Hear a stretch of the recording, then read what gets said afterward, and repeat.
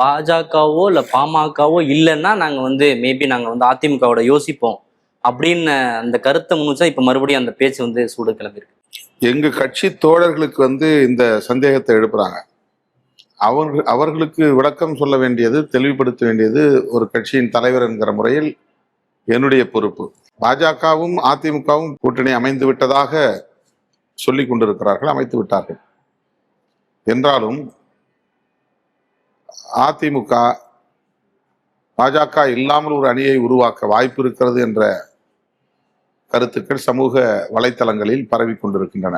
அதன் ஊடாகவே அதிமுகவோடு விடுதலை சிறுத்தைகள் கட்சி ஏன் சேராது அல்லது ஏன் சேரக்கூடாது என்ற கருத்துக்களையும் பரப்புகிறார்கள். இது குறித்து எங்கள் தோழர்களுக்கு ஒரு சந்தேகம் இருக்கிறது அல்லது ஒரு குழப்பம் இருக்கிறது. எதிர்பார்ப்பு இருக்கா அதிமுகவுக்கு? எதிர்பார்ப்புன்னு இல்லை, இந்த கேள்விக்கு ஏன்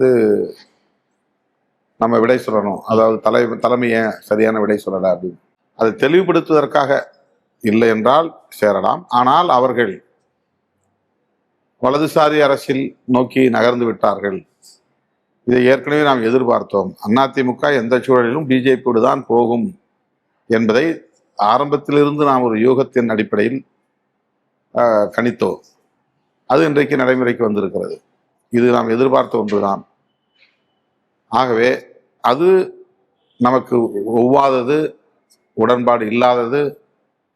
ஆகவே அந்த கோணத்தில் யாரும் சிந்திக்க தேவையில்லை என்று தெளிவுபடுத்துவதற்காக அதை சில நேரங்களில் நாம் சுட்டி காட்ட வேண்டிய தேவை உருவாகிறது. உங்க கட்சிக்குள்ள குழப்பம் வந்துடக்கூடாதுங்கிறது நம்முடைய கேடர்ஸ்க்கு ஒரு தெளிவு தேவைப்படுது.